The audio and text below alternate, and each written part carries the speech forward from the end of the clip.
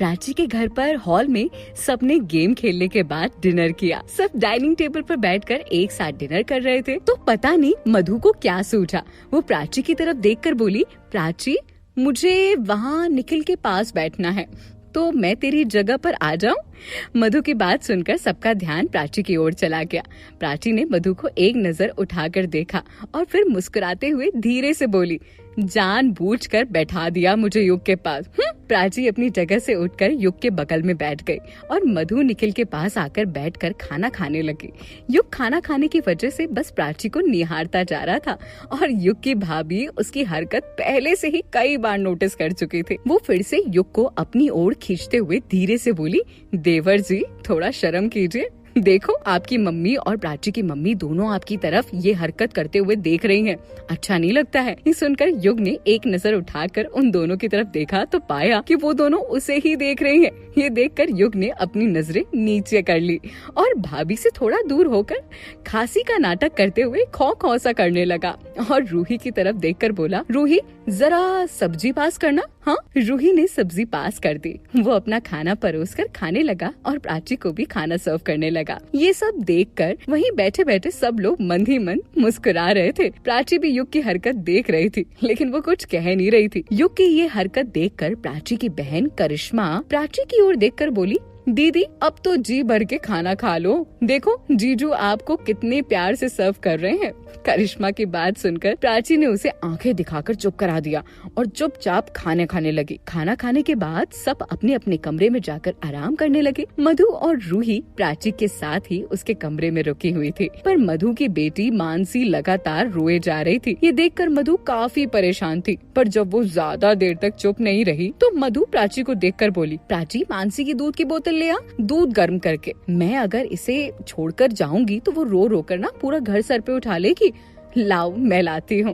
ये कहकर प्राची ने मधु के हाथों से वो दूध की बोतल ली और नीचे चली गई। वो दूध गर्म करने लगी। इतने में युग पानी लेने के बहाने किचन में आया। उसने पहले ही देख लिया था कि प्राची किचन में जा रही है और वो प्राची से अकेले में बात करना चाहता था। वो पहले भी कई बार बात कर चुका था, लेकिन अब युग और प्राची के बीच का रिश्ता बदल गया था। तो युग चाहता था कि प्राची उसे ज्यादा से ज्यादा टाइम दे, पर प्राची का ख्याल युग की तरफ कभी होता ही नहीं था। वो तो सिर्फ ये काम वो काम बस ऐसे ही लगी रहती थी। युग को देखकर प्राची ने अपनी नजरें नीचे कर ली तो युग उसके पास आकर उससे बिल्कुल चिपक कर खड़ा हो गया।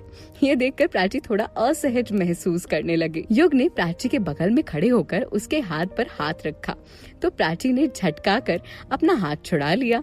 युग प्राची की ये हरकत देखकर थोड़ा सा परेशान हो गया, फिर अपने चेहरे पर एक मुस्कान बिखेरते हुए बोला, टेंशन मत लो, मेरा इंटेंशन तुम्हें छूने का या तुम्हारे साथ कुछ करने का नहीं था। मैं बस तुमसे कुछ बात करने आया था। कर लूं?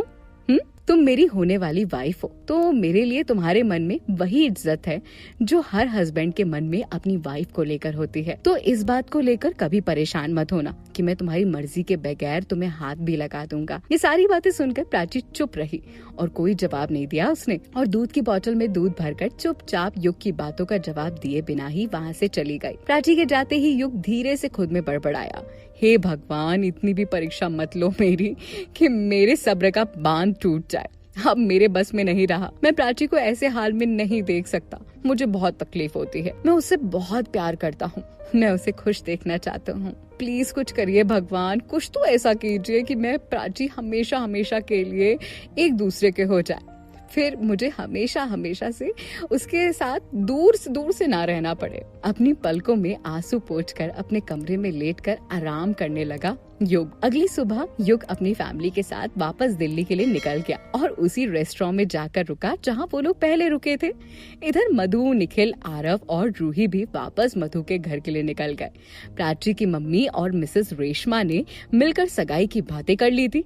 सगाई 15 दिन बाद रखी गई थी और सगाई के 2 महीने बाद ही युग और प्राची की शादी भी थी, पर इस बात की भनक अभी प्राची को पड़ी नहीं थी। हाँ, उसने शादी के लिए हाँ कर दिया था, लेकिन सगाई और शादी की डेट अभी उसके सामने नहीं आई थी। निखिल लोग भी लौट कर आए, सब काफी थके हारे थे, इसलिए चुपचाप अपने अपने कमरे में जाकर आराम करने लगे। अमन भी अपने कमरे में आराम कर रहा था। तभी उसने देखा कि सामने उसके कमरे के गेट पर मैनेजर हसरत और मिस रिचा खड़े हैं उन दोनों को देखकर अमन ने धीरे से अपनी पलकों को खोला और उन दोनों के पास आते ही अमन उनसे बोला, आप लोग यहाँ? हाँ? अमन की बात सुनकर मैनेजर हसरत और मिस ऋचा दोनों ही मुस्कुराए और दोनों ने एक बुके जो वो अमन के लिए लाए हुए थे उनके हाथों में सौंपा और फिर दोनों वहीं चेयर पर बैठकर बोले, सर आप कैसे हैं? ठीक हूँ मैं, अमन ने हल्की सी धीमी आवाज में जवाब दिया। थैंक गॉड आप ठीक हैं। एक्चुअली मुझे बताना तो नहीं चाहिए, बट मैं सिर्फ आपको इन्फॉर्मेशन देना चाहता हूँ कि कल हमारी मीटिंग एक बार फिर रूबल चौधरी के साथ फिक्स की गई है। ये सुनकर अमन ने मैनेजर हसरत की बातों पर गौर करते हुए कहा, अब क्यों? कल फाइनली डील कंप्लीट हो जाएगी, तो हमें कुछ इम्पोर्टेंट डॉक्यूमेंट पे चौधरी जी के कंसर्न चाहिए थे। ओके, तो तुम अभी ये मीटिंग अटेंड कर लो, या तुम्हें मेरी जरूरत होगी करने को तो मैं कर लूंगा, पर आप उस मीटिंग में। अच्छा, मैं आपको फोर्स नहीं कर रहा हूँ, बस कह रहा हूँ अगर आप आ जाएं तो अच्छा होगा। आप एक बार कोशिश कीजिएगा।